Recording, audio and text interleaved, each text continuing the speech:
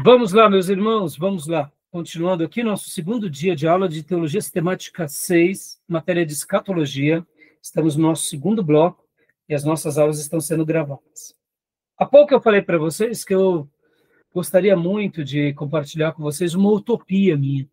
Uma utopia. O que é uma utopia, né, irmãos? É algo praticamente inatingível, né? Vamos imaginar, né? Viver um paraíso nessa terra. Nós sabemos que o ser humano ele é mau, que ele é ganancioso, que nós somos falhos, que nós somos pecadores. Então, imaginar que um dia na nossa terra existirá um paraíso é uma utopia. Mas deixa eu compartilhar aqui com vocês uma utopia minha, né? Eu acredito, irmãos, isso é coisa minha, tá? Que um dia, pela misericórdia de Deus, Deus nos fará ver um mundo diferente do que a gente está vendo hoje. Vou tentar explicar aqui para vocês. Deixa eu pegar um quadro branco e eu vou tentar explicar essa minha utopia para tentar, quem sabe, dizer o que eu estou mencionando. Lembram antigamente, irmãos, há muitos anos atrás, quando se escrevia, por exemplo, que o homem chegaria ao espaço, isso durante séculos nunca existiu, concorda? Era uma utopia, né? Dizer que um ser humano voaria que nem um pássaro.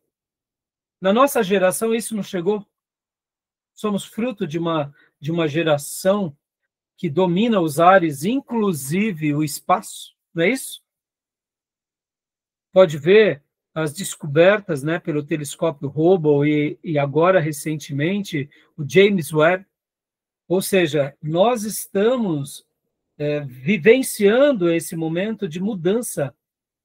A nossa geração é uma geração que viu praticamente o homem chegar na Lua, o homem mandar, né, os seus satélites, mandar as suas naves. Hoje temos robôs em Marte. Então, percebam quantas conquistas. Há 200 anos atrás, tudo isso era uma grande utopia, não era? De que o homem voaria, de que o homem chegaria nas profundezas dos mares. Hoje nós temos, né, submarinos, nós temos sondas e tanta coisa. Qual é a utopia que eu quero dizer, irmãos? Percebam que, vamos colocar aqui uma linha, né? Uma linha básica. Nós hoje, por exemplo, na ciência, vamos pensar assim, o ser humano. Hoje nós vemos uma pessoa fazendo uma cirurgia, agora não mais abrindo uma pessoa, mas fazendo uma cirurgia por ferramentas, por instrumentos, né? E a pessoa opera o coração ou faz algumas microcirurgias das formas mais variadas. Isso há 50 anos atrás não existia. Então, onde eu quero chegar na minha utopia? Eu acredito que um dia Deus vai permitir que o ser humano ele descubra, ele passe a vislumbrar de algumas coisas no mundo espiritual que a gente não está vendo. Vou tentar explicar. Olha só. Na ciência, né, como eu falei, antigamente a medicina ela ficou durante séculos sendo bem rudimentar, e hoje nós estamos aqui numa medicina altíssima. Qual é a minha utopia? Eu acredito que uma hora, quem sabe, Deus permita que o ser humano tenha uma percepção real do poder e da vida sobrenatural. Eu particularmente acredito, assim como o ser humano, ele foi capaz de entender a lei da gravidade, a lei do universo, as leis da física, da mecânica, e a gente está nessa constante evolução tecnológica, científica.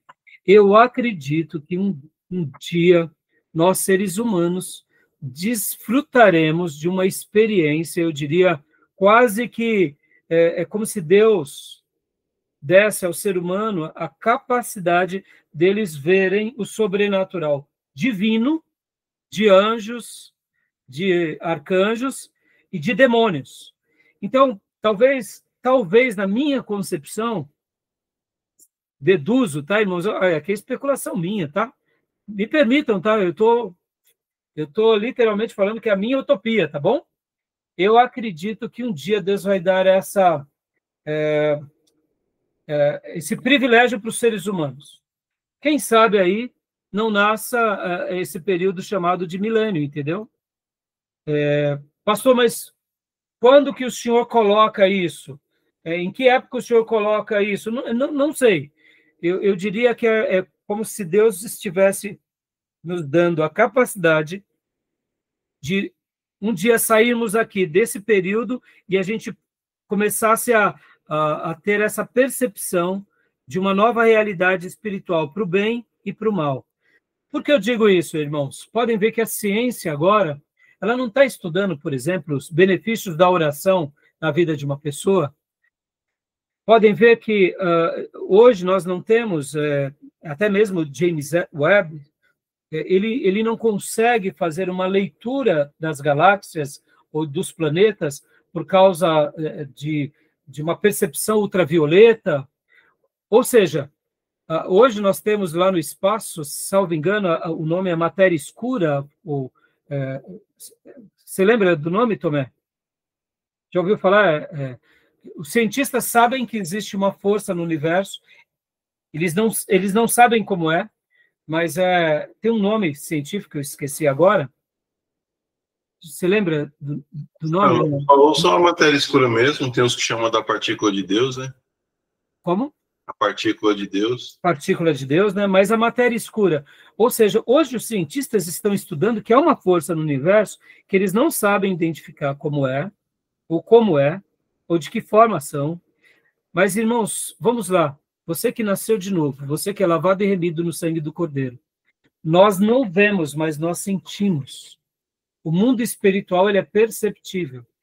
Aonde entra a minha utopia? Eu deduzo que vai ter um período na nossa história humana, que a gente vai conseguir enxergar. É como se Deus permitisse que o cientista criasse um óculos, um binóculo, um remédio, alguma coisa que a gente vai ver o invisível. E aí a gente vai ver o mundo espiritual. Então, eu particularmente deduzo que ainda a gente vai desfrutar isso. Quando vai ser? Não sei, isso é questão para os cientistas. Assim como hoje, né, por exemplo, o foguete está dando ré, né, meus irmãos? Vocês viram com o Elon Musk, o foguete dando ré. O que é isso? Tecnologia. O que o ser humano fará a partir de então? Eu não sei, mas eu acredito nisso, tá bom? Estou fazendo esse comentário aqui. Eu sei que pode parecer estranho, pode dar margem para crítica, não tem problema. Mas eu gosto de pensar sobre isso. Porque, meus irmãos, eu acredito tanto no Evangelho, que ele é a resposta para o mundo. Eu acredito tanto que a Bíblia é a palavra de Deus. Podem ver que, ao lermos, né, aqui um pouco os livros textos, é tão maravilhoso. Deus já deixou tudo pronto, irmãos. As profecias do futuro acontecerão. É um fato, entendeu? Está tudo já escrito. Como acontecerá, a forma que acontecerá, a maneira, aí onde a gente está estudando. A gente não sabe. Mas eu acredito que um dia Deus vai permitir com que tenhamos essa percepção.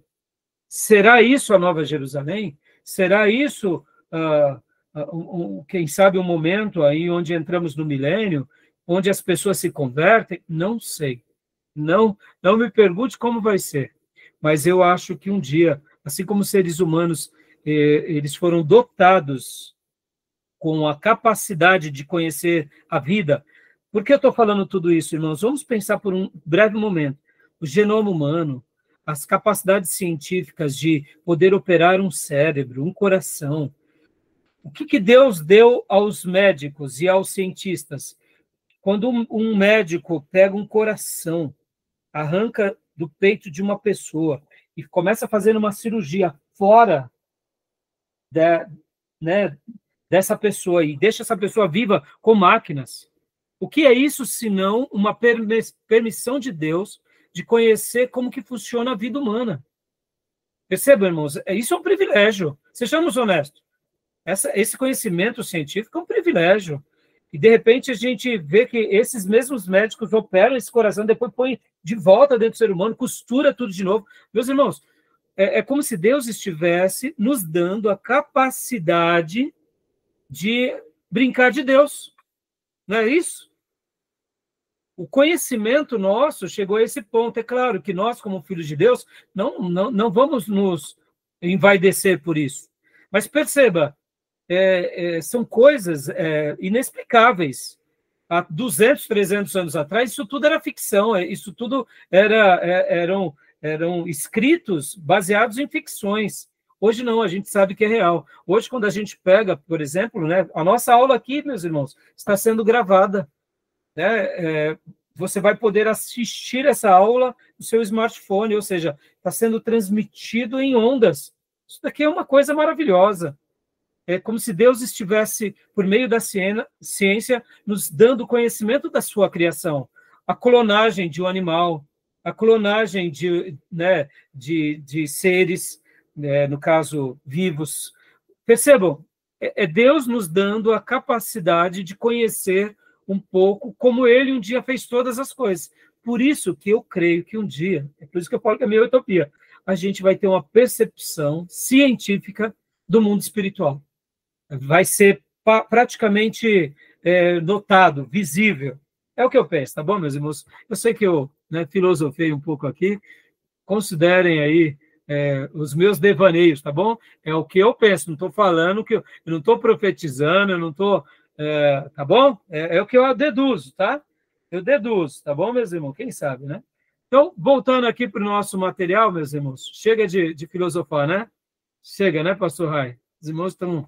Vamos lá, vamos agora para o material aqui. Voltando, irmã Miriam, vou pedir para a irmã... opa, deixa eu voltar aqui. Vou pedir para a irmã... aqui.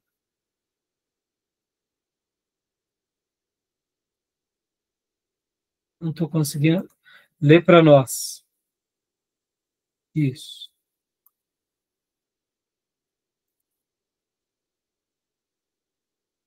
Deixa eu voltar aqui.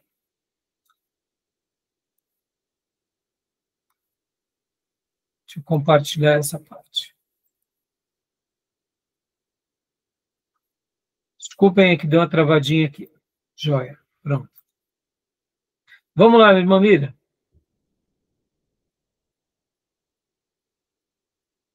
Vamos lá. Essa parte, né, a gente já viu um pouco, mas eu queria... Tem umas letrinhas. Isso, ó. Aqui eu vou pedir só para você ler, tá bom? Não aqui, mas o próximo slide. Aqui é o pré-milenismo, pré-tribulacionismo, Cristo volta antes do milênio e antes da tribulação, como eu mencionei há pouco, tá? A era da igreja, onde estamos, nós estamos exatamente aqui. Jesus vem, arrebata a igreja, e depois vem os 7 anos de tribulação, e aí depois Jesus vem com a igreja julgar as nações. E aí começa o milênio, e depois vem o estado eterno, tá bom? Então, agora, leia para nós, irmã, aqui, ó, pré-milenismo, pré-tribulacionismo, primeira parte. A era da igreja continuará até que, de repente, de maneira inesperada e secreta, Cristo chegará a meio caminho da terra e chamará para si os crentes. Ou seja, é aquilo que a gente acabou de ver aqui, ó. Em algum momento desse episódio, Jesus vem e leva os crentes. E aqui, pastor, quem vai ficar? Lembra no filmes, né? Aquele Deixado para trás? Deixado para trás? Exatamente, é baseado numa ficção.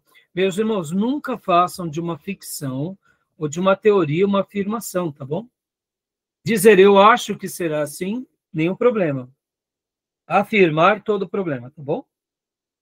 Segunda parte, irmã, leia para nós aqui, por gentileza. Cristo, então retornará ao céu com os crentes arrebatados da terra. Quando isso acontecer, haverá uma grande tribulação sobre a terra por um período de 7 anos. 7 anos. Até aí. Então, esses 7 anos é o que nós chamamos de período de tribulação, divididos. 3 anos e meio de tribulação e 3 anos e meio de grande tribulação. Até aí, nenhum problema, né, meus irmãos? E o último ponto, irmã?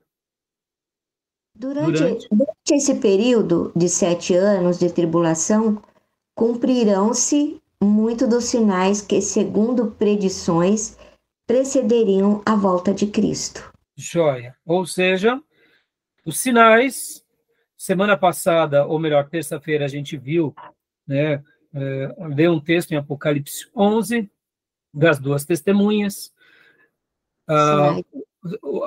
Sinais da tribulação são vários sinais, a aparição do anticristo, a besta, o falso profeta. Então, são muitos sinais que a Bíblia vai mencionar. E durante esses 7 anos, aí onde entram aquilo que a Bíblia fala sobre os castigos, as 7 taças, 7 trombetas, etc. e tal. Tá bom? Então, tudo bem até aí? Então, continuando aqui, pode ler para nós, irmão Tomé? A irmã Miriam está bem pequenininho, né, irmã? O grande ajuntamento da plenitude dos judeus ocorrerá à medida que eles aceitarem Cristo como Messias. Em meio ao grande sofrimento, haverá também muita evangelização eficaz, realizada em especial pelos novos cristãos judeus. Ao final da tribulação, Cristo voltará com seus santos para reinar sobre a terra por 1000 anos. Depois deste período milenar, haverá uma rebelião que resultará na derrota final de Satanás e suas forças. E então virá a ressurreição dos incrédulos, o último julgamento e o começo do estado eterno. Olha só, voltando para o nosso mapa aqui do Laurence, olha lá. Então, segundo essa teoria, né, aqui, né, a gente, mais uma vez, está vendo todo esse desfecho. Nesse período em que a igreja foi arrebatada, os judeus aclamariam o anticristo e colocariam ele no trono, depois veriam que ele é o anticristo, e aí começa uma perseguição sobre os próprios judeus. É nesse episódio também do Apocalipse, irmãos, que aparece uma figura importante, que é os 144 mil, lembram? Podem ver que as profecias bíblicas dizem que são 12 mil homens judeus, virgens, das 12 tribos de Israel. Agora, olha que interessante, irmãos. Dá para a gente hoje saber da nossa real linhagem, ou seja, da nossa árvore genealógica? Hoje é possível saber de que tipo de família ou descendente nós fomos gerados? Hoje é possível isso? Sim, só fazer um teste genético. Teste genético é algo de quantos anos, mais ou menos, Beatriz? Acho que é recente, né? O genético não tem tantos anos assim. Eu acho que deve ter a sua idade, né? O genoma humano começou a ser estudado, e aí veio o mapeamento do genoma humano. Percebam, isso é algo recente, irmãos, das últimas décadas. Antes disso, nós deduzíamos de que da onde era aquela pessoa, da onde era aquela família. Se ele falasse que eles eram espanhóis, e se eles forjassem um documento, eles viravam espanhóis. Virava ou não virava? Mas e hoje? Por meio do mapeamento genético, dá para a gente saber de onde a pessoa é, de quais são seus ancestrais, e voltar até a sua origem? Dá. Olha que interessante. Historicamente, irmãos, apenas desde a história do povo judeu, eles foram preservados 2 grandes tribos, que era a tribo de Judá e também a tribo dos levitas, que eram os sacerdotes de Israel. É claro que muitos judeus ficaram e foram incluídos tanto aos habitantes da tribo de Judá, quanto também acabaram se incorporando, né, aos levitas. E por que eu estou falando isso? Lá no livro do Apocalipse está escrito que serão 12 mil de cada tribo. Ou seja, hoje dá para a gente saber que aquele judeu, ele é descendente de Efraim, ele é descendente de Manassés, ele é descendente de Simeão, ele é descendente, né, de Judá. Ou seja, hoje a gente pode afirmar. Isso seria ou não uma evidência praticamente que valida os acontecimentos proféticos? Conseguem enxergar? Então, né, voltando agora aqui, né, para os nossos comentários. Então, durante esse período em que a igreja vai estar passando aqui, ou melhor, a igreja vai estar nas bodas do Cordeiro, quem vai estar evangelizando o mundo aqui, nós entendemos, vão ser os próprios judeus. E aqueles cristãos que não eram piedosos, que se converterão. Por isso, olha só que interessante, irmãos. Por essa razão, nós acreditamos, e eu particularmente acredito, assim como a apostasia, ela é uma das coisas que evidencia que estamos perto do fim, um grande avivamento que acontecerá sobre a terra também é uma outra evidência que evidencia que estamos vivendo os fins. Porque lá no livro de Apocalipse, a Bíblia vai falar que o anticristo vai se levantar contra muitas pessoas, num primeiro momento não vai poder fazer nada, e depois ele vai poder fazer. E milhares de vidas serão salvas, porque passaram pela tribulação, e ali pereceram pela tribulação, mas não negaram a Cristo. O que é isso, senão um período também de grande avivamento e de grande testemunho? Interessante, não? Então percebam que a apostasia que tenta a igreja é uma realidade, mas ao mesmo tempo também nos finais dos tempos haverá uma salvação muito grande. Agora, percebam, a gente está entrando aqui em várias teorias, né? Na teoria que fala sobre a questão de que a igreja é arrebatada, quem vai fazer isso seriam os judeus e aqueles que se converterem na tribulação, tá bom? Inclusive, os nossos irmãos que creem, né, nessa teoria, eles dizem o seguinte, que assim como hoje nós somos salvos pela fé e pela graça, na tribulação e na grande tribulação, um verdadeiro cristão ele vai ter que, vamos dizer assim, pagar com a própria vida para alcançar a sua salvação. Eu sei que são afirmações muito fortes, tá, meus irmãos? Mas são teorias assim que nos impressionam bastante, tá bom?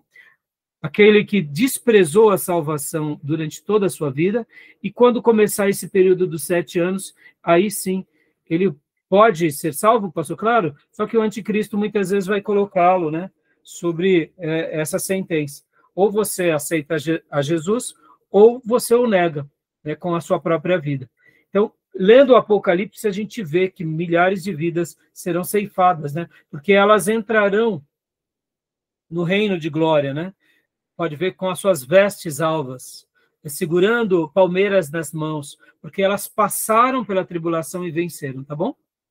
Então, tudo bem até aí? Tranquilo? Então, vamos continuar aqui, né? Tomé, leia para nós mais um pouco. Agora, os argumentos a favor do pré-milenismo e do pré-tribulacionismo. Todo o período da tribulação será um tempo de derramamento da ira de Deus sobre toda a terra. Assim, não seria apropriado os cristãos estarem sobre a terra nesta ocasião. Jesus promete em Apocalipse 3, versículo 10, que guardará os crentes da provação que há de vir sobre o mundo inteiro. Essa passagem indica que a igreja será tirada do mundo antes que chegue a hora da provação. E qual é a base que se sustenta em cima dessa teoria, meus irmãos? É muito simples, irmãos. Percebam que aqui, olha só que interessante, a igreja, ao longo desses 2000 anos, ela sofre muito em ser uma igreja piedosa. Então, quando Deus derramar o castigo dele sobre toda a terra, esse castigo que Deus derramará sobre toda a terra, segundo vários textos bíblicos, Deus está preservando o seu povo e livrando o seu povo de um castigo. Por isso que aqui recebe muita base também a teoria do arrebatamento. Porque tem profecias que Deus está dizendo que essa ira que ele derramará sobre toda a terra, que são 7 anos, de tribulação e grande tribulação, que é um período de ira, aqui é o período de castigo de Deus sobre a terra. Logo, se Deus está castigando, qual é o sentido dele castigar aqueles que são dele? Então, num primeiro momento, parece que os textos bíblicos, eles entram em xeque. E eu concordo com isso. Porque a igreja está vivendo aqui todas as suas provações, as suas lutas, as suas angústias. Ora, no momento do castigo, a igreja também passa pelo castigo? Se Deus está dizendo que ele vai nos livrar do castigo, então, por dedução, imaginamos que a igreja ela será arrebatada. Estão entendendo? Ficou claro? Então, esses são os argumentos a favor. Pastor Rai, o que o senhor acha disso? Eu acho que essa é uma teoria muito plausível. Irmão, sejamos honestos. Viver um cristianismo bíblico é fácil? Sermos cristãos de verdade é fácil? Não. Há uma base bíblica com acontecimentos parecidos na história bíblica, onde Deus livra os seus fiéis de uma destruição global ou geral? Pastor, Temos base bíblica para isso? acredito que ser cristão aqui no Brasil é difícil. É complicado. Mas Mas tem base bíblica, irmã Miriam? Por exemplo, alguma base bíblica no Velho Testamento, na história bíblica, a base bíblica que Deus preservou os seus de uma ira? não. Não tem? Tem. Ah, sim, aqueles que servem a Cristo tem sim. Então, qual é, Tomé? Fala para a irmã Miriam. Algumas que você lembra. A libertação do povo do Egito. A libertação Mas aí, Então, a libertação do povo do Egito é uma evidência. me permite só fazer um atento. Tá. Esse versículo que o pastor leu pode dar essa margem de interpretação também, né? Por exemplo, o povo de Israel, ele foi separado, porque assim, as pessoas confundem ira de Deus com tribulação. A tribulação, quem vai causar sobre os cristãos e os santos é o anticristo. E a ira de Deus vai recair sobre os ímpios e aqueles que negaram o nome de Cristo. Parabéns, então, Tomé. Quando Moisés foi libertar o povo do Egito, Israel estava no Egito, mas foi poupado das pragas. Mas não foi poupado da tribulação que o Egito causou sobre ele. Parabéns, Tomé. Estão entendendo, meus irmãos? Como é gostoso estudar com alguém que já conhece um pouco. O Tomé trouxe uma síntese. Uma coisa é a tribulação que vem sobre a terra, mas outra coisa é a ira de Deus sobre os ímpios. Agora, olha só que interessante. O dilúvio foi algo parecido também com isso ou não? Deus salvou Noé e a casa de Noé? Agora, era só para Noé e para a sua casa? Ou a arca era para todos os que acreditassem nas mensagens de Noé? Eles acreditaram? Não. Entraram na arca? Não. Por quê? Olha só que interessante, meus irmãos. Possivelmente, tá? Isso é uma teoria. Sobre o mundo nos dias de Noé não chovia, tá? Possivelmente. Pastor, e como que a terra, como que as plantas, né, tinham águas? Possivelmente havia uma neblina, né? Um orvalho que caía em toda a viração do dia sobre toda a terra. Segundo algumas teorias, nos dias de Noé, olha só que interessante, vamos lá para o dia de Noé. Segundo algumas teorias, havia sobre o planeta Terra, como hoje existe a estratosfera. Alguns vão dizer que havia uma proteção, como que uma bolsa d'água sobre a Terra, que protegia a Terra, criando na Terra como se fosse uma estufa. É uma teoria, tá? Por isso que eles viviam 1000 anos, porque nas variações climáticas eram variações, mas a temperatura era sempre mediana. O que nos adoece hoje, irmãos? O que é? A variação, não é? Uma hora está 25 graus, 30 graus, outro dia está 14 graus. Aí já gripa, já dá problema respiratório, e aí, não é assim?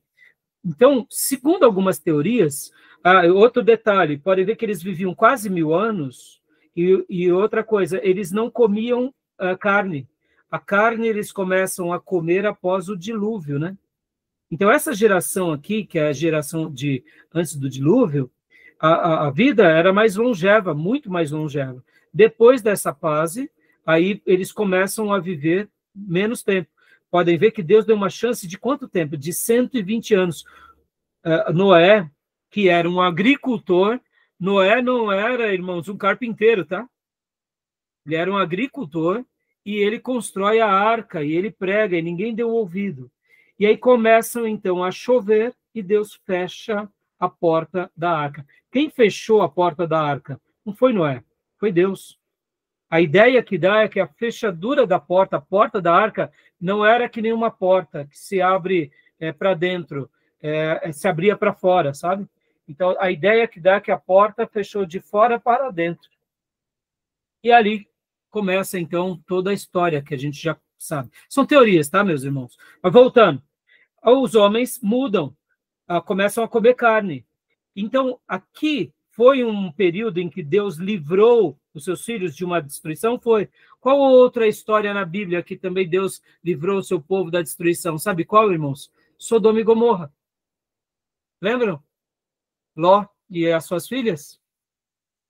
Qual outro período que também Deus sempre... Agora, eu concordo com o Tomé também. O povo do Egito, o povo de Deus lá no Egito, estava vivendo sobre a tribulação, tanto é que eles foram escravos, mas eles não viveram debaixo do castigo. Então, percebam, a teoria de que a gente acabou de ver, ela até tem, sim. Por isso que alguns irmãos vão sustentá-la, tá bom? Beleza? Tudo bem até aí? Ficou claro? Então, vamos lá, vamos continuar aqui. Por gentileza, Tomé, leia para nós. Opa, então acabou. Acabou aqui. Argumentos a favor, tá bom? Acabou aqui. Vamos para o nosso livro-texto agora, irmãos. Abram comigo na página 931, tá bom? 931.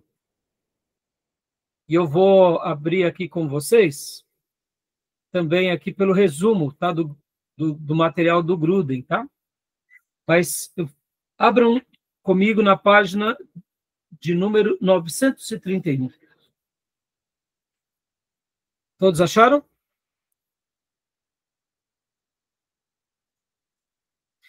Então, agora vamos fazer uma recapitulação desses slides no livro, para a gente trabalhar um pouco melhor essa ideia, né? Que é, no caso, né, a primeira parte sobre essa questão da volta de Cristo, que é um assunto, como nós já vimos, que, de fato, há concordância hoje no meio do povo de Deus, tá bom? Há concordância. Jesus vai voltar. Qual que é o grande problema? Vamos lá. Jesus volta. Vamos lá, vamos pegar o mapa aqui do nosso irmão Laurence. Jesus volta, ele volta. Quando ele volta? Quando ele volta? Vamos lá. O dia e a hora ninguém sabe. Quem acha que ele volta antes da tribulação? Antes da tribulação, Tomé? Ou depois da tribulação? Depois. Não é nem no meio você, né, Tomé? Não, depois. Tá. Já nós estaremos vendo, irmãos, sobre a tribulação, que existem 3 teorias, que é a pré-tribulacionista, Jesus volta antes da tribulação, mid-tribulacionista, Jesus volta no meio da tribulação, ou seja, Jesus vai buscar o seu povo no meio da tribulação, ou pós-tribulacionista, que Jesus volta depois da tribulação, tá? O Tomé é pós-tribulacionista, né? E por que você é pós-tribulacionista, Tomé? Pastor, são várias passagens, mas, por exemplo, a passagem que o pastor citou de Noé e de Ló. Ali, Jesus dá o exemplo que, assim como foi nos dias de Noé, assim como foi nos dias de Ló, né, depois que, por exemplo, que Ló entrou na arca e Deus fechou a porta, não sobrou ninguém para contar a história, além da família de Noé. Depois que Ló saiu de Sodoma e Gomorra, a destruição caiu geral sobre todos. Ou seja, não ficou ninguém, apenas Ló e sua família. Então, assim, lá em Apocalipse fala que João vê uma multidão que está diante do trono, que ele vem da grande tribulação. o que dá a entender que muitas pessoas morreram na grande tribulação. Tem outra passagem, por exemplo, também, Apocalipse 10 ou 11, se eu não me engano, que fala que quando o sétimo anjo estiver para tocar a sua sétima trombeta, os reinos passariam a ser do nosso Senhor. E aí chegou o tempo de dar o galardão dos profetas, dos santos, daqueles que guardaram o testemunho e dos que destroem a terra. Então, dá a ideia de que o galardão vai ser dado para todos no mesmo período. Sem contar que Jesus falou, né, para a irmã de Lázaro, que ele seria ressuscitado no último dia lá e tal. Tem várias passagens, é longo. Aí, parabéns, Tomé. É isso aí, Tomé. Estou feliz de ver as suas defesas. É isso aí, meus irmãos. Eu, particularmente, também tenho aqui... Eu não quero influenciar vocês, tá bom, meus irmãos? Mas, olha, meus irmãos, as teorias, elas existem. Então, a gente agora vai... Hoje, né, como eu disse para vocês, nós estaremos trabalhando no capítulo 54 e 55. Agora, vamos para o livro-texto. Abram vocês o livro-texto. Eu vou até compartilhar aqui com vocês esse material também do livro-texto. E vamos estar trabalhando juntos. Vamos lá. Vamos aprender juntos, tá bom? A doutrina do futuro, né? Quando e como Jesus voltará? Poderá voltar a qualquer momento? Então, vamos dar uma passeada aqui no livro-texto, tá? Vamos passear um pouco, e eu vou abrir com vocês aqui, como eu mencionei para vocês, o resumo. Eu vou seguir pelo resumo, tá bom? Deixa eu só fechar aqui. O resumo. Ó. Então, para a gente, né, mergulhar aqui no resumo do Gruden. Ó, na página 700, ou melhor, 931. Está com o seu livro aí, Beatriz? Tô não, pastor. Hã? Hoje Não eu não está. tô, não. Tá. Tomé, você está com o livro? Então, Não, a irmã Miriam, pode pegar o seu livro? 931 é a página. Estou com ele aqui, pastor. Hã? Eu já estou com ele aqui. Leia para mim, logo depois, na página 931, explicação e base bíblica, o primeiro parágrafo, por gentileza. No início da última unidade deste livro, passamos a considerar os eventos que ocorrerão no futuro. O estudo de eventos futuros é muitas vezes chamado de escatologia, segundo a palavra grega eschatos, que significa último. O estudo da escatologia, portanto, é o estudo das últimas coisas. Joia, como a gente já aprendeu, né? Agora leia para nós, irmã, porque aí ele vem falando também que na história da humanidade, pessoas que não necessariamente são crentes fazem suas avaliações sobre o futuro. Mas somente Deus tem o controle do futuro, e mais ninguém. Mais ninguém. Se há alguém ou alguma coisa que pode dizer sobre o futuro, essa pessoa é Deus e mais ninguém. E aí ele, inclusive, cita, né, por exemplo, aqui também, na página 931, que lá nos capítulos 41, 42, já falou sobre a morte, sobre o estado intermediário, sobre a glorificação, que a gente também vai voltar a trabalhar sobre isso depois, não hoje, né? E, por último, ele fala sobre isso, que a escatologia tem esse lado pessoal, que é o nosso preparo para se encontrar com Cristo, e tem o aspecto coletivo, que é o que nós estamos estudando agora como tese. E agora, irmã, o último parágrafo da página 931, a história da igreja. Então, leia para mim esse último parágrafo, vou até compartilhar também aqui com vocês o material que eu tenho digitalizado, né? Mas pode ler para nós, irmã Miriam, por gentileza? Vou ler. A história da igreja tem presenciado muitos debates, com frequências exaltados sobre questões acerca do futuro. Neste capítulo, começaremos com o aspecto da segunda vinda de Cristo, sobre os quais concorda todos os evangélicos, e depois passaremos para uma questão polêmica: se Cristo pode ou não voltar a qualquer momento. Então, no próximo capítulo, discutiremos a questão do milênio, tópico que há muito vem causando desavença entre os cristãos. Joia. Ou seja, por que tem desavença, meus irmãos? Porque a gente não sabe, essa é a palavra, tá bom? Nós não sabemos. Ponto. É bem simples assim. Então, sobre a volta dele, agora o nosso irmão Gruden, ele vai falar aqui no A. Haverá uma volta súbita, pessoal, visível, corpórea de Cristo. Meus irmãos, como eu mencionei para vocês, né? Eu até escrevi aqui nas minhas notas que a teologia liberal que nasce em nossos arraiais protestantes, tá? Não creem na volta de Jesus de forma literal. Ou seja, eles desprezam esse fato. Eles, segundo eles, a volta de Jesus, como eu compartilhei para vocês, é algo apenas como uma figura de linguagem, como uma metáfora. Eles estão perdendo a melhor parte da festa, porque o texto bíblico, e aqui o nosso irmão Gruden, com vários versículos, vai mostrar a volta de Jesus. E aqui mostra, né, Mateus 24, 44, por exemplo, por isso, ficai atentos. Por isso, ficai também vós apercebidos, porque a hora em que não cuidais, o Filho do Homem virá. Então, Jesus nos deixa claro, e os apóstolos escrevendo, mostra por muitas evidências, né, como está aqui, né, textos como 1 Tessalonicenses 4,16, Mateus 24, 44, 1 João 3,2, 2 Pedro 3,10, né, mostra que essa vinda será uma vinda súbita, uma vida pessoal, visível e corpórea.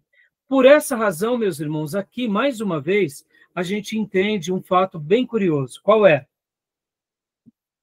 O fato de uma vinda só. Deixa eu voltar aqui com vocês para o nosso material, que há pouco eu passava para vocês, que é do Laurence. Olha só. Qual que é o grande problema, irmãos, quando nós... Deixa eu mostrar aqui. Estão vendo? Mudou para vocês ou não? Não. Não? Deixa eu parar aqui. Deixa eu mudar. Qual que é o grande problema da teoria, dessa teoria aqui, ó? Opa, não.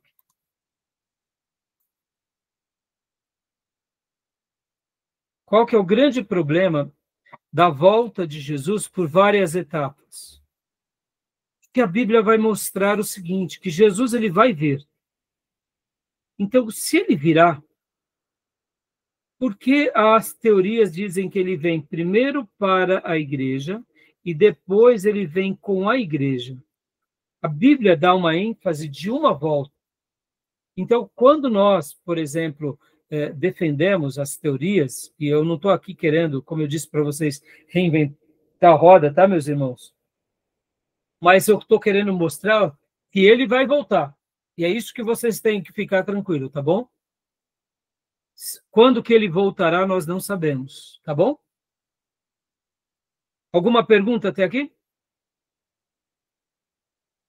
Alguma dúvida? Não. Não. Tá dando para entender, Diego? Tá dando para entender, meus irmãos? Estou anotando tudo que você está falando. E o bom de estar gravado é isso, né, Diego? Porque depois vocês podem voltar, assistir novamente. E na leitura do livro, a maneira que nosso irmão Gruden e os demais pastores e teólogos ensinam, por isso que nós estamos aqui no seminário ortodoxo, no seminário sério, que acredita no advento da volta. Agora, quando vai ser, aí outra história, tá bom? Vamos voltar lá para outro texto, para outra apresentação, como nós estávamos. Vamos lá. Vamos lá, deixa eu parar aqui. Joia. Então, segundo nosso irmão, né, o Gruden, e eu também indico que vocês pensem assim, ele vai falar o que para nós? Para que nós também devemos ansiar pela volta de Cristo.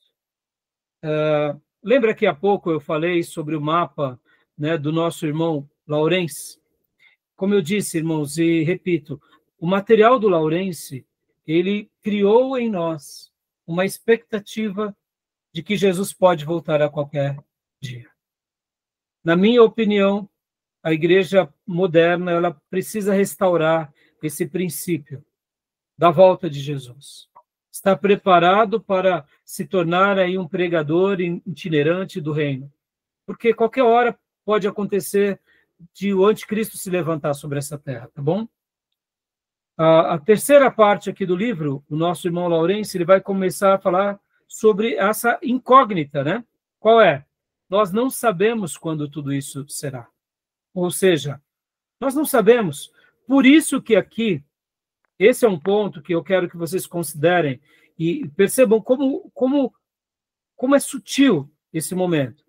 Que ao mesmo tempo que sabemos que ele voltará, há um grande perigo quando a gente começa a afirmar. Vocês conheceram alguém que falou da volta de Jesus antes da virada do milênio? Vocês conheceram algum pastor que falava Jesus está voltando, e Jesus acabou não voltando, porque ele falava que antes da virada do milênio Jesus voltaria? Conheceram ou não? Diga, Beatriz, depois Idamira. Jesus já voltou. Não entendi. Eu já ouvi até que Jesus já voltou. Sim, os russelitas dizem que em 1914 Jesus já voltou, né? Só que a Bíblia vai falar que todos os olhos o verão. É uma visão corpórea. Então, a gente sabe que é besteira o que eles dizem. Já que não veio na data em que eles marcaram. Agora, olha só que interessante, irmãos. Os adventistas do sétimo dia, deixa eu até perguntar para vocês, não vale o Tomé responder. Os adventistas do sétimo dia recebem esse nome por causa do quê? Vamos lá, Diego. Por que eles recebem esse nome? Adventista do sétimo dia. Pastor, adventista do sétimo dia é porque eles guardam o sábado, né? O que mais? Irmã Miriam. Não sei não, pastor. Vamos lá, Beatriz. Não faço ideia. Sei não. Então, Tomé, ajuda os nossos irmãos, que eu sei que você sabe. Eu acho que é por causa do advento da volta de Cristo. Eles preveram que Cristo voltaria numa data, aí Cristo não veio, aí eles falaram que Cristo adentrou no Santo dos Santos. Exatamente. Quando o Tomé já estudou religiões comparadas, então aqui a gente não está querendo, né, dizer quem sabe mais ou menos. É óbvio que se o Tomé não lembrasse, eu ia refrescar a memória dele. Mas o nome adventista, ele vem do advento. Ou seja, que advento é esse, irmãos? O advento aonde o Senhor voltará. Percebam, a igreja adventista, ela é considerada, ela tem esse nome por causa do nome que eles deram, que seria a volta de Jesus, entendeu? E do sétimo dia, porque eles guardam o sétimo dia. A gente pensa que é adventista do sétimo dia porque ele guarda só o sétimo dia. Não, é porque eles ansiavam. A Ellen White, que é a grande profetisa deles, tanto ela quanto os outros marcaram datas. Por isso que eles sempre foram considerados uma seita. Porque eles marcaram a data de Jesus e Jesus não voltou. E hoje, graças a Deus, uma quantidade enorme de adventistas já vem que isso que o Ellen White fez, como outros líderes, foi um grande erro. Graças a Deus, e que Deus continue livrando eles desse erro. Agora, vamos lá. Vocês já conheceram algum pastor ou alguma missionária que também deu alguma data ou já deu uma pseudodata? Só fazendo um breve resumo aqui. Eu conheci, irmãos, pessoas que marcaram a data, viu? Principalmente ali por volta dos anos 90, tinham missionárias que estavam dando data, que Jesus não passaria da data tal. Por exemplo, 2007, que até 2007 Jesus voltaria. Bom, já estamos quase 20 anos depois e Jesus não voltou. Percebam, qual o perigo de você datar? O texto bíblico não vai dar margem para a gente datar, tá bom? Tudo bem até aí? Alguma pergunta? Então, continuando aqui, ó, todos os evangelhos concordam com os resultados finais do retorno de Cristo. Sobre isso, a gente crê, a gente não tem dúvida, né? Cristo poderia voltar a qualquer momento. Então, a gente sabe que, de fato, esses acontecimentos sempre ficaram abertos e, historicamente, a gente sabe que podem ocorrer em qualquer momento. E assim como a gente viu no slide na aula passada, né, existem alguns sinais de que Cristo está perto, à sua volta, que é aquela questão da pregação do evangelho, a tribulação, sinais dos céus, falsos profetas. Meus irmãos, deixa eu gastar um minuto aqui. Essa questão de falsos profetas seria ou não uma evidência imensa de que Jesus está às portas? Eu acredito que a igreja sempre teve falsos profetas, mas eu diria que ultimamente parece que é um festival de falsos profetas. É verdade ou não? Sim, principalmente porque todo mundo acha que sabe interpretar a Bíblia, né? Exatamente. Então, um monte de gente interpretando, um figurado, outro é literal, e vai heresia que não heresia. Então, meus irmãos, esses são evidências. Agora, é claro, irmãos, e quando nós falamos de praga, quando nós falamos de terremoto, deixa eu só dar um dado aqui para vocês. Segundo os cientistas, na história da humanidade, sempre teve terremotos, tá, meus irmãos? Sempre teve. Mas nos últimos anos, ou décadas e séculos, a quantidade está aumentando, tá? Seria uma evidência ou não? O que vocês acham? Sim. Agora, olha só que curioso. O porquê tem tido mais terremotos quanto mais o tempo passa? O que vocês acham? O que vocês já ouviram falar a respeito disso? Tem uma explicação científica? Já ouviram alguma coisa a respeito disso? Vou dar só um dado para vocês. Logo depois da indústria, né? Período da industrialização no mundo, querendo ou não, com a produção de fumaça, né? Querendo ou não, isso prejudica o clima, prejudica um pouco também essa questão, né, do aquecimento da Terra, mas principalmente depois da descoberta do petróleo, meus irmãos. Depois da descoberta do petróleo, porque no momento em que eles tiram o petróleo, eles colocam água onde é petróleo, sabia? E dizem, segundo os especialistas, que quando você tira essa quantidade enorme de petróleo e há erosões. Como é muito profundo, isso leva muito tempo para que possa afetar, né? Então, segundo alguns especialistas, essa também é uma das explicações porque o planeta está sofrendo com mais terremotos. Faz sentido. E faz sentido, faz sentido. Agora, vem cá, vamos lá.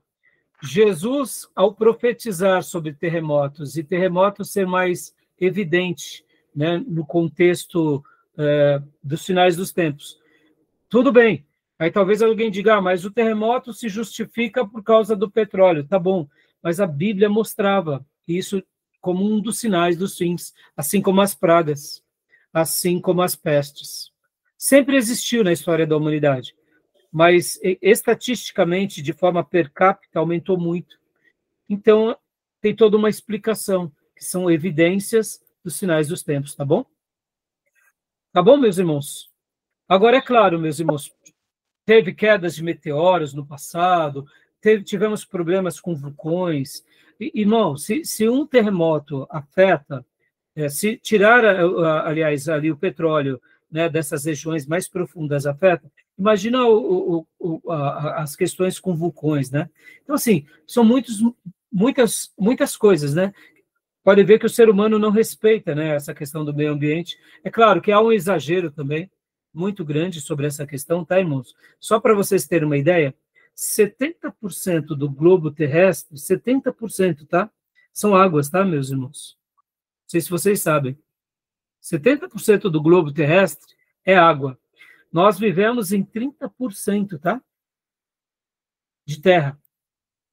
E dentro dessa terra, que vocês têm que considerar que nem todas são habitadas, tá?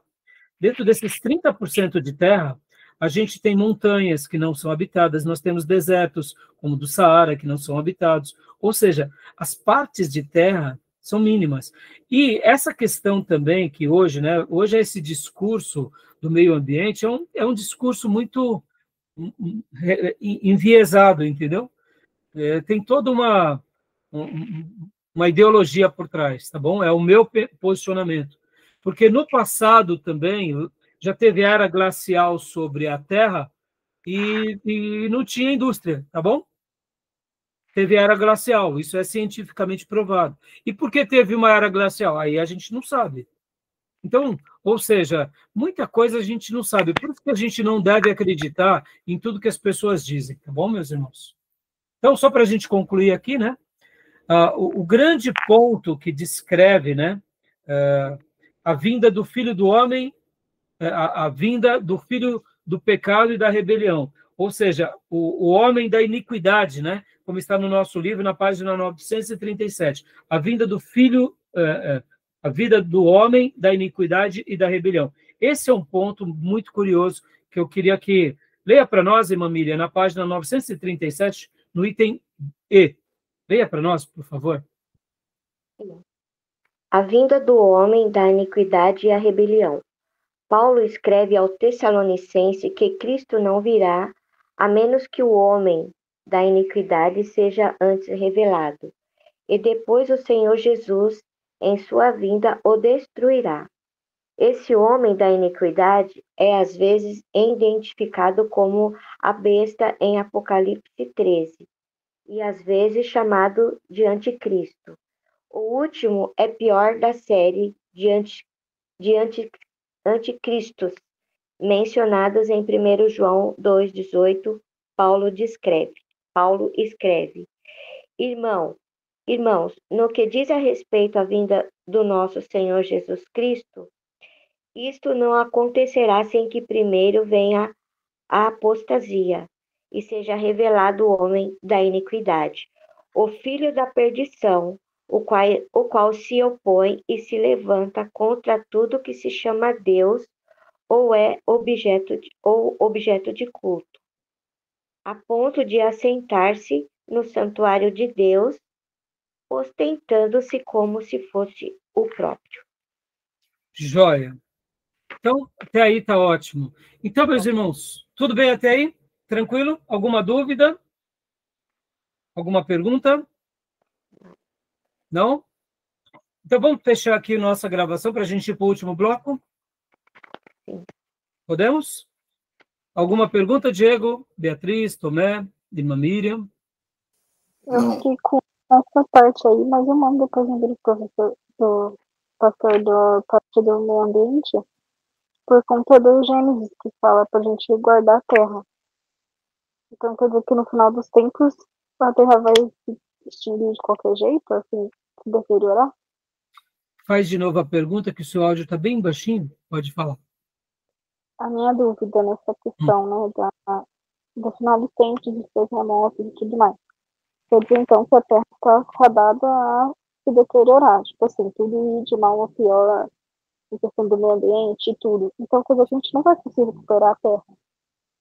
Então, é assim, Beatriz. Deixa eu até dar um preâmbulo para você. Olha que interessante, né? Nós, como filhos de Deus, não somos chamados a expandir o governo de Deus na Terra? Não é isso? Sim. Pode ver. O milagre da conversão em nós não transforma o nosso corpo também? Atinge o nosso espírito, atinge a nossa alma e atinge o nosso corpo, não é assim? Pode ver que o pecado nos desfigura. E o pecado nos aniquila. E muitas vezes, inclusive, nos destrói mais rápido, não é? No momento em que eu me converto, pode ver que nós, como filhos de Deus, somos mais longevos. Porque, irmãos, nós não temos vício. Ou, pelo menos, lutamos contra qualquer tipo de vício. Se, de repente, nós, nas coisas mais básicas, começamos a notar que estamos ficando dependentes, há uma consciência maior em nós de zelar do templo do Espírito Santo que somos nós. Logo, quando eu me converto, eu cuido de mim. Quando o meu lar se converte, nós desfrutamos de uma nova perspectiva. Assim, como filhos de Deus, a conversão, ela melhora a nossa vida e melhora o nosso habitat. Logo, com a conversão de várias famílias, a gente vai expandindo os valores de Deus e aquilo que havia de errado, a gente vai eliminando e a gente vai melhorando. De outra forma, poderíamos dizer que por nosso intermédio, pela graça de Deus, nós vamos curando a sociedade, não é assim? Então, Beatriz, todo o processo de Deus com o planeta é um processo onde aquilo que Deus deu para o homem de governar a Terra e de reinar, o homem continua a exercitar. Podem ver que mesmo no pecado, nós, como seres humanos, dominamos sobre a Terra e nós subjugamos as coisas e os animais, não é assim? Pode ver. Só que nós, seres humanos, ainda em pecado, muitas vezes, não enxergamos com esses mesmos... O ser humano que vive no pecado, ele não consegue enxergar que nem nós cristãos. Por exemplo, irmãos, prosperar é uma bênção, ganhar dinheiro é uma bênção, mas fazer isso e gerar destruição num vizinho, gerar destruição em outro povo, nós cristãos lutamos contra isso. Pode ver, nós, com relação à guerra, nós não somos favoráveis à guerra. Quando chegarmos na matéria de ética, a gente vai trabalhar esses pontos com bastante detalhes. Nós só entendemos a guerra quando o nosso país está sendo atacado. Mas ser um país que conquista o oponente simplesmente para se apropriar deles e saqueá-los, essa não é uma visão cristã, entendeu, Beatriz? Então, o que acontece? O papel da igreja e o papel do cristianismo na Terra é construir nessa terra o jardim de Deus, por meio do evangelho. Aonde a gente chega, a gente constrói um jardim. Aonde a gente chega, a gente restaura. Aonde a gente chega, a gente cura as pessoas, tentando levar o evangelho, em primeiro lugar, porque é a resposta para todo mundo, mas assim como ele nos curou, a gente tenta curar os outros. Agora, biblicamente falando, essa sociedade que vive no pecado, ao invés de ela dar ouvido para o evangelho e ir melhorando, Beatriz, é aí onde entra o oposto. Porque a gente vai vendo que os dias do Apocalipse, o ser humano está de mal a pior. Vamos pôr aqui uma linha, sabe? Pode ver que nos dias do Apocalipse, vamos pegar o exemplo lá das duas testemunhas que nós lemos na primeira aula. A terra vai fazer uma festa por causa que mataram as duas testemunhas. Ora, o que essas duas testemunhas estavam fazendo? Só estavam pregando o evangelho, Beatriz. Entendeu? Ou seja, nós vemos que o ser humano, quanto mais ele vai se tornando uma pessoa que foge da Bíblia, foge dos valores de Deus, eles vão descendo num caminho mais torto, até um abismo, né? Pode ver. Então, por isso que Deus virá julgar as nações, entendeu? Então, aqui entra um papel bem curioso. Eu poderia dizer que a igreja está aqui, Beatriz. Ó. A igreja está aqui, ó, ela está construindo o paraíso, está entendendo? E enquanto a sociedade caída está aqui. A sociedade caída, eles não estão preocupados em paraíso, eles querem ir para o fogo do inferno, eles estão no pecado, no erro, e aí é onde entra o juízo de Deus, entendeu? E aqui, por isso que vem um período que são os 7 anos, é o período de castigo, né? É o que nós entendemos. Então, pastor, o que a gente... olha que paradoxo. Se o mundo está indo para o castigo, por que a gente tem que pregar o evangelho? Ora, a gente prega o evangelho porque esse evangelho nos transformou. E quem der ouvido ao evangelho vai ser transformado. Quem realmente aceitar o evangelho vai ser salvo. E quem não aceitar o evangelho, quem não aceitar o evangelho vai ser condenado. Entendeu, Beatriz? Então, por essa razão, que a ira de Deus ela é derramada sobre a terra. Mas perceba, Beatriz, aqui é por isso que a Bíblia fala que esse período é um período de castigo, entendeu? Essa é uma leitura que a gente faz do Apocalipse. Então, é como se Deus estivesse literalmente sentenciando todo o planeta por causa que eles escolheram seguir o pecado e principalmente o anticristo. Entendeu, filho? Entendeu, irmãos? E quando a gente olha para o panorama, vamos lá, meus irmãos, só para a gente fechar esse bloco, para a gente ir para o último. Quando a gente olha o que aconteceu com o Charles Kirk, lá nos Estados Unidos, irmãos, esqueçam, eu não posso desejar a morte de ninguém, meus irmãos. Eu sou contra o que o grupo terrorista Hamas, Hezbollah fizeram com Israel, mas eu não posso desejar a morte deles. Eu não posso simplesmente falar, tem que matar todo terrorista. Qual é a nossa mensagem? Nossa mensagem é pregar o evangelho para que o terrorista seja salvo e não desejar a morte. Agora, entendemos, sim, quando um país que foi atacado por terroristas, eles tentam eliminar os terroristas, claro que entendemos. Basta se colocar no lugar deles. Agora, desejar a morte de ninguém, e aqui por que eu estou colocando Charlie Kirk? Irmãos, eu estou escandalizado de ver pessoas, jornalistas, estudiosos, professores de universidade, desejar a morte de pessoas, irmãos. Que mundo é esse? A gente já está vivendo o juízo de Deus na nossa terra, entendeu? Essas pessoas, elas serão sentenciadas por Deus em algum momento. Agora, enquanto isso não chega, vamos pregar o evangelho. Entendeu, Beatriz? Entendeu? Não sei se deu para esclarecer. Deu, Fia? Esclareceu. É? Se a gente entrar numa neura, Fia, tá indo tudo pro buraco, não vamos pregar, não, aí a gente para de pregar. É ou não é, irmãos? É por isso que a gente está aqui, se preparando para aquele grande dia e para quem o Senhor preparou para que a gente possa ser sal e luz. No demais, vamos lançar a divina semente, porque é essa divina semente, que é a pregação do evangelho, que transforma vidas. É o que eu creio. Eu fui um dia transformado, vocês. Então vamos crer que Deus vai salvar muitas vidas por meio da pregação do evangelho, tá bom? Mesmo em dias tumultuados ou de tribulação. Vou parar aqui a gravação e a gente vai para mais uns minutinhos finais, tá bom?